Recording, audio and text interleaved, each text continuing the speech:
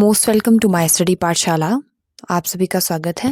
आज के इस वीडियो में हम डिस्कस करने वाले हैं एक बहुत ही इम्पॉर्टेंट टॉपिक बॉटनी का फोटोसिंथेसिस, जिसमें हम कवर करेंगे light reaction, dark reaction, chloroplast structure और फाइनल केल्विन साइकिल।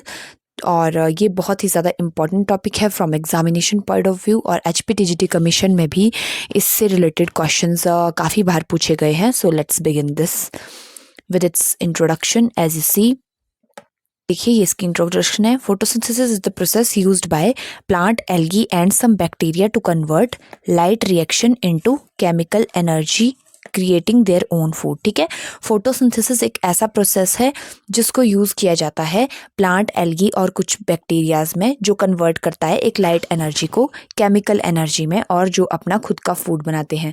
सिंपल भाषा में अगर मैं आपको कहूँ तो फोटोसिंथेसिस एक ऐसे बायोकेमिकल प्रोसेस है जिसमें ग्रीन प्लांट्स, एल्गी और जो बैक्टीरिया हैं वो लाइट एनर्जी को केमिकल एनर्जी में कन्वर्ट करते हैं। ठीक है, और जो फोटोसिंथेसिस है is the process by which green plants prepare their own food.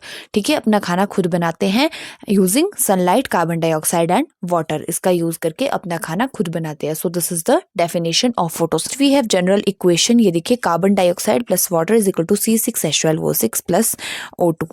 तो ये एक जनरल इक्वेशन है इसके लिए। नेक्स्ट हमारे पास आता है, देखिए, कार्बन डाइऑक्साइड ये कहाँ से मिलता है हमें? एटमॉस्फेयर से। Water comes from roots. Sunlight कहाँ से मिलती है? सन से। ग्लूकोज कहाँ से मिलता है? Is the food produced. ठीक है, फूड से हमें ग्लूकोज मिलता है। और oxygen is released as a by product. Oxygen release होता है एज अ बाय प्रोडक्ट। और फोटोसिंथेसिस किस में अकर होती है? क्लोरोप्लास्ट में। आगे हम जानेंगे कि क्लोरोप्लास्ट क्या होता है और इसके फंक्शंस क्या होते हैं। जैसा कि आप सभी को पता है, फोटोसिंथेसिस किस में होती है? क्लोरोप्लास्ट में होती है। क्लोरोप्लास्ट एक डबल मेम्ब्रेन सेल ऑर्गेनेली होती है, जो किस में होती है? मेसोफिल सेल्स ऑफ लीव्स में होती है। ठीक है, क्या होती है ये? Double membrane cells. Okay, double, sorry थोड़ा सा मैं इसको करती हूँ, डबल मेम्ब्रेन सेल्स होते हैं।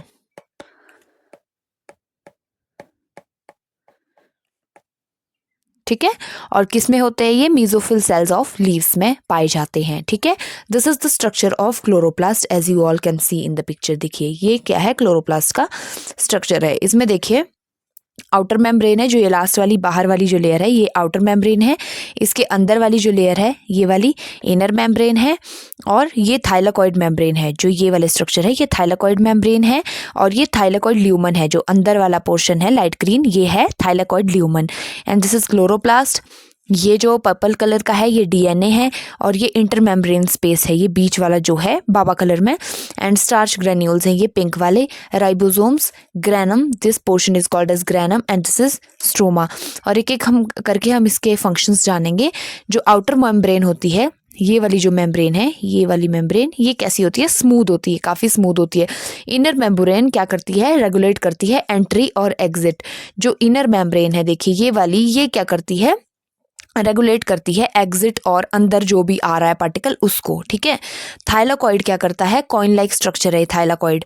ये देखिए जो थाइलाकॉइड है ये कॉइन लाइक स्ट्रक्चर है। ओके, नेक्स्ट है ग्राना, स्टैक ऑफ थाइलाकॉइड्स। ठीक है, ग्राना क्या है? स्टैक ऑफ थाइलाकॉइड्स, ये वाला पोर्शन। ओके, नेक्स्ट है आता है हमारे पास लैमेले, कनेक्ट डिफरेंट ग्राना। ओके, उसके बाद आता है क्लोरोफिल पिगमेंट। जो क्लोरोफिल पिगमेंट है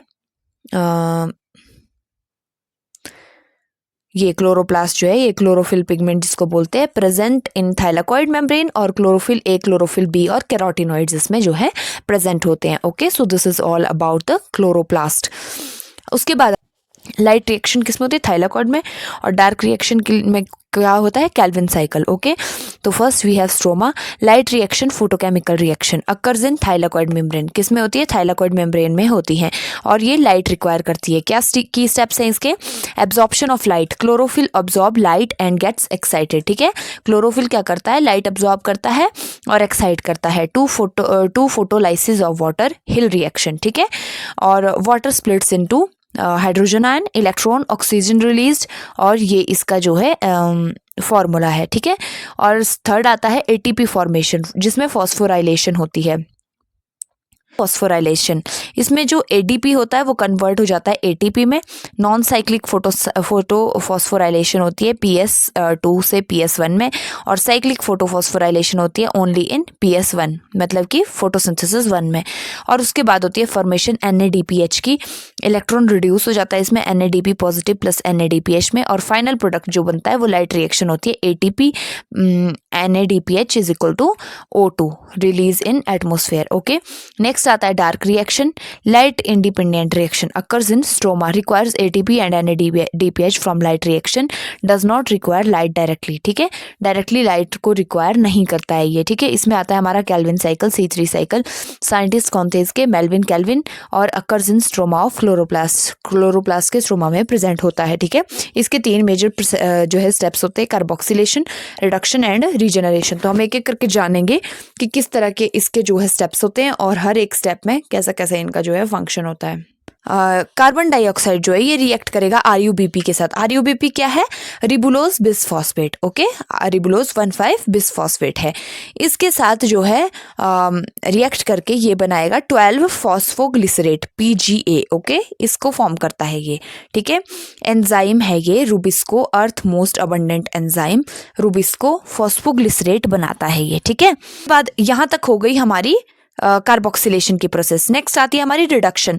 रिडक्शन में देखो क्या करेगा ये, जब ये एनर्जी यूज करेगा ATP से NADPH में, तो जो 3 PGA है, ये जो फॉस्फोग्लिसरेट है, फॉस्फोग्लिसरिक एसिड है, वो कन्वर्ट हो जाएगा G3P में। इसमें G3P क्या है?